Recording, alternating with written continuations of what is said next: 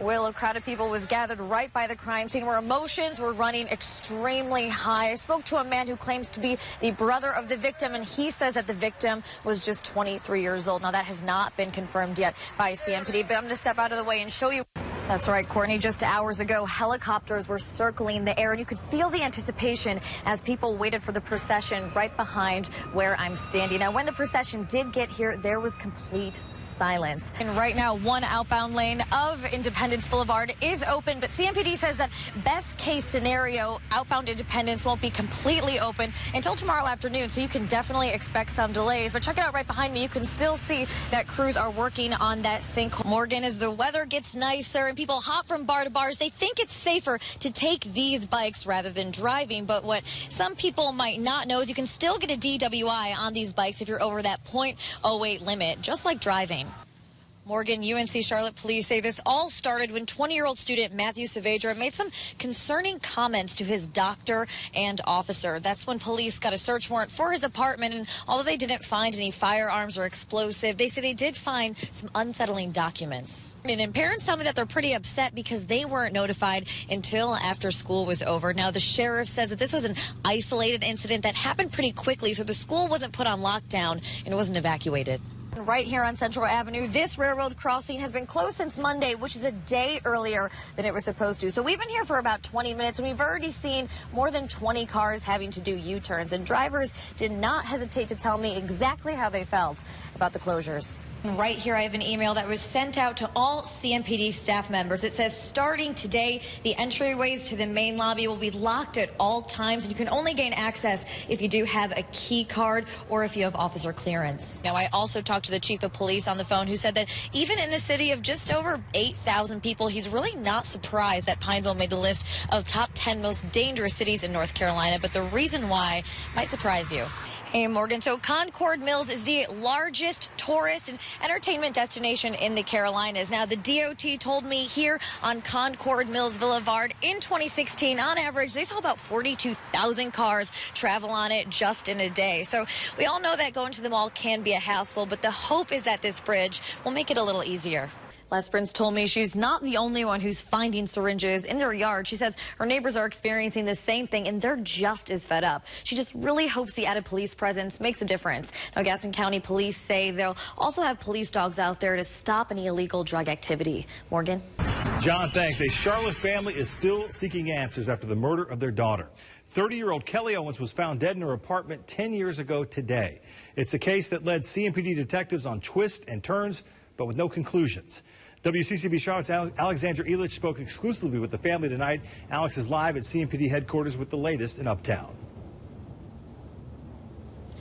Well, it has been a long journey for the Owens family, who tells me it feels like they haven't gotten a good night's sleep in the past 10 years. Now, today they visited the gravesite of their daughter, who is also the mother of a 2-year-old girl when she died. They say someone has to know something about Kelly's murder.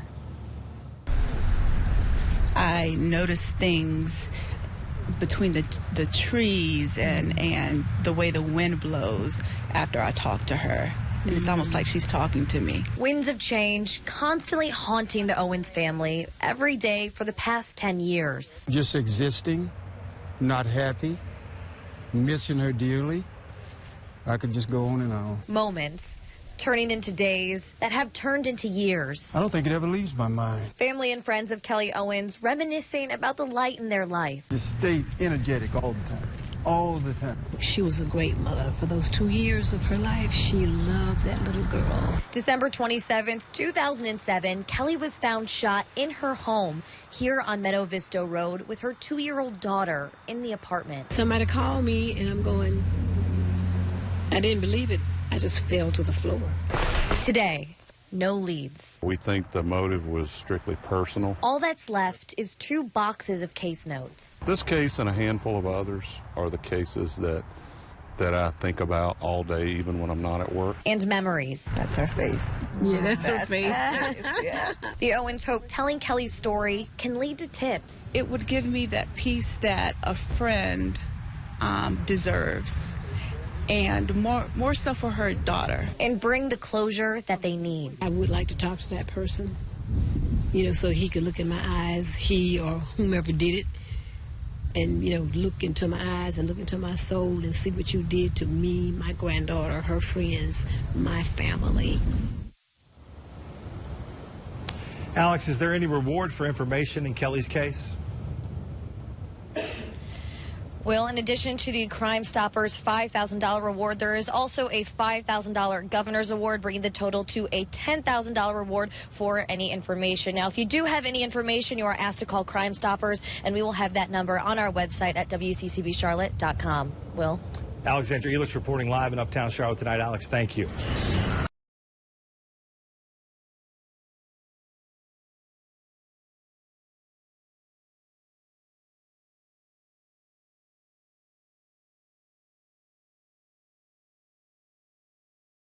CMPD is changing its security protocol after officers were ambushed by a murder suspect. They were looking for him, but he found them first at police headquarters. Tonight, the officer who was shot in that ambush is recovering. That officer is Casey Shue, a recent CMPD Officer of the Month.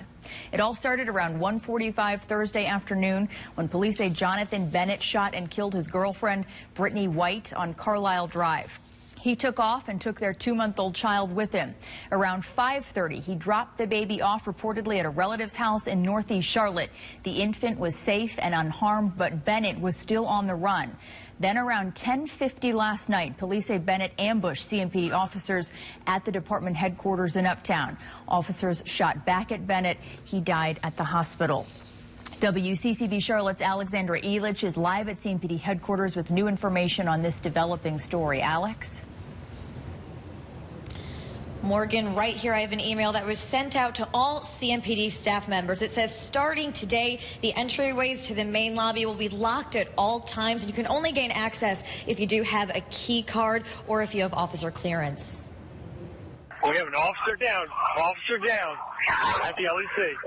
Shots fired. Chilling radio traffic of this scene. There's going to be shots fired. We got glass broken. Our cameras were in the parking lot of CMPD headquarters just moments after Officer Casey Shue was shot. Lives were changed unnecessarily so with that string of violence that we had that ended in the parking lot of our police services center. Police say after Jonathan Bennett shot and killed his girlfriend, CMPD continued their search for him. Little did they know Bennett would come to them. He ambushed us. He shot at us. CMPD says Bennett fired multiple shots at officers in CMPD headquarters parking lot. They fired back, killing Bennett. Officer Shue caught in the ring of fire, shot in the leg. She was recognized as Officer of the Month this past August. I love taking bad people off the streets. Today, CMPD Sergeant Ricky Robbins tells me moving forward, they're continuing to review policy and procedures to make sure officers are safe at all times. We always will tell officers to be aware of your surroundings, and you can't let your guard down just because you're at the police department. Sources tell me it was a tense atmosphere at CMPD today, and that officers' awareness was heightened. Now, CMPD staff and officers are being asked to don their ID badges, especially if they're in plain clothes. It's a public building, but we're going to have to think about how we can keep ourselves safe within it. Mayor Vilisle says she commends CMPD and the work they do, not only in the past 48 hours, but every day. These incidents, while horrible and can make us all afraid, that they are singular incidents motivated by one perpetrator. Although it's been fixed now, after the incident last night, bullets had cracked this window and were all along this wall at CMPD headquarters. Now, Mayor Vilisle also says the city is working on efforts to continue to help victims of domestic violence. Morgan? Alexandra Elich reporting live in Uptown Charlotte tonight. Alex, thank you. You can count on WCCB Charlotte for continuing coverage of the CMPD ambush investigation. Tonight, the Charlotte community is coming together to help a family that lost everything in an apartment fire. 10 children were living in that apartment. Now they don't even have winter coats. WCCB Charlotte's Alexandra Elich is live in South Charlotte with new information.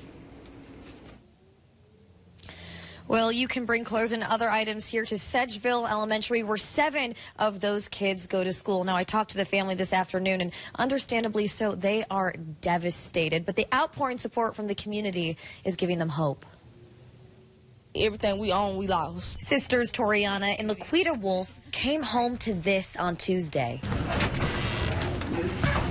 And Ashes after flames engulfed this apartment on Leaside Lane in the Sedgefield neighborhood. I cried, I busted out crying, it's devastating. Between the two sisters, their 10 kids were living in the apartment.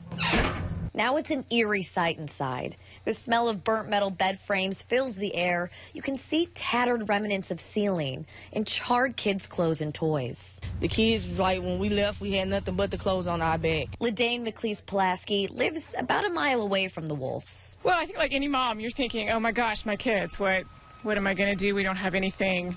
No clothes to put them in. It's cold. No coats for the little ones. She's never met them, but along with a few other South Charlotte residents, went to Facebook to ask people to gather clothes for the kids. Just to know that there are people that even though they don't know you, they care about you and want to reach out and make sure that you're getting the stuff that you need. Strangers helping strangers during a time when they need it most. I never really have a support system like that anyway, so now that besides my sister and, the little few family members that choose to help. And for the kids, Wolf says she's staying strong. And with the help of the community, will rise above the ashes. They don't really know, so I can't let them see me break down. Right now, the Wolves are staying in a hotel, but they're hoping to have a more permanent home by Christmas time. We'll have a full list of clothes sizes for them on WCCBCharlotte.com. Will? Alexandra Elich reporting live in South Charlotte tonight. Alex, thank you.